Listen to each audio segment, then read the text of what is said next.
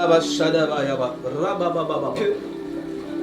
ne peut pas vivre dans ce monde. On ne peut pas marcher avec Dieu si nous avons encore notre esprit endormi. Si nous sommes toujours regardant dans les choses de ce monde. Un chrétien ou quelqu'un qui commence à marcher avec Dieu. Si la personne, la première des choses qui l'attire, c'est d'abord les biens de ce monde.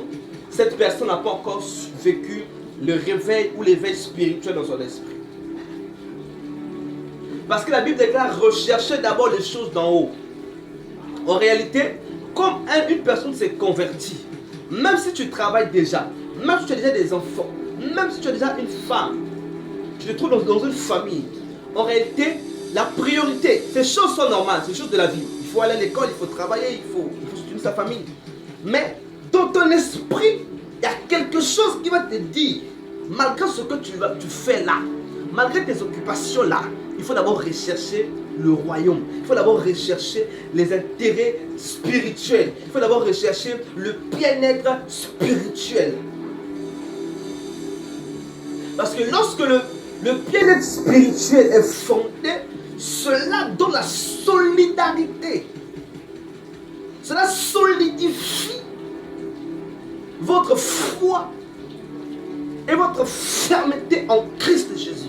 Pas éveillé. Jusqu'aujourd'hui, tu n'arrives pas à abandonner les péchés. Tu n'arrives pas à abandonner les mauvaises vies et les mauvais comportements. Est-ce que tu es éveillé?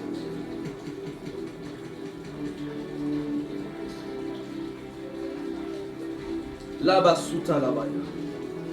Parce que plusieurs même ne voient pas dans le monde spirituel parce que leur esprit n'est pas encore éveillé. Leur esprit n'est pas encore ouvert. Leur esprit n'est pas encore ouvert dans les choses spirituelles. C'est possible que ton esprit s'ouvre dans les choses de la terre, mais que c'est possible que ton esprit ne s'ouvre pas pour les choses éternelles. Parce que ce à quoi tu t'affectionnes, c'est ce à quoi tu te laisses attirer. Yes. C'est pourquoi la Bible déclare affectionnez-vous des choses en haut. Pourquoi? Parce que nous avons beaucoup d'affection. Nous avons l'affection des choses sur la terre. Nous avons l'affection pour les choses d'en haut. Qui est le salut des âmes. Atteindre l'éveil spirituel, il faut d'abord avoir un esprit éveillé. Quand Dieu a créé Adam, Adam était endormi sur la terre. Mais lorsque Dieu a soufflé sur Adam, Adam a reçu le souffle de vie et Adam est devenu une. Et Adam s'est réveillé de son sommeil et Adam était tout le long de sa vie éveillé. Jusqu'à ce que le sommeil physique est arrivé, qui est la mort et qui l'a emporté.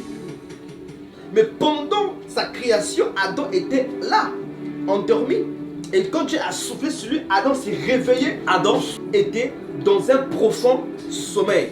Et Dieu prend la côte de Ève et met dans Adam. Le premier signe qui peut marquer pour un enfant de Dieu, si l'enfant de Dieu est éveillé ou réveillé.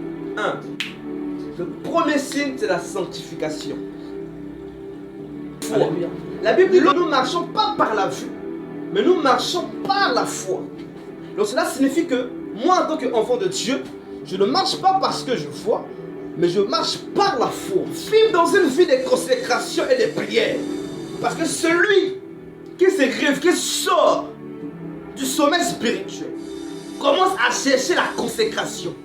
Commence à chercher à vivre ou à manifester une vie de consécration. Commence à chercher à se consacrer aux choses du ciel. Commence à chercher d'abord les choses d'en haut. Parce que c'est les choses d'en haut qui donnent les choses d'en bas. Hey. Parce que la Bible déclare que la bénédiction de l'Éternel enrichit. Vous avez dit que la bénédiction ne vient pas d'en bas, mais la bénédiction de l'Éternel qui se trouve en haut, c'est celle qui nous enrichit en bas. Donc, les faits spirituels te permettra de ne pas reculer dans une bataille. Te permettra de ne pas s'asseoir lorsqu'il s'agit de courir. Te permettra de ne pas lampiner lorsqu'il s'agit de posséder. Oh my God! Te permettra pas que tu tombes dans l'erreur lorsque tu es dans ta saison. Vivre dans l'éveil spirituel t'ouvre les réalités du monde spirituel. Oh my God! Vivre dans l'éveil spirituel, rien ne peut passer auprès de toi sans que tu ne sois pas au courant. Sauf que tu ne pressens pas. Même si tu ne vois pas, mais tu peux pressentir. Quand le prophétique agit aussi avec les pressentiments. L'effet spirituel te permet de ne pas marcher comme les autres. L'effet spirituel emmène à l'épanouissement spirituel. Mais comment tu peux écouter Dieu si tu as perdu la sensibilité spirituelle? On perd la sensibilité spirituelle lorsque notre esprit n'est plus allumé.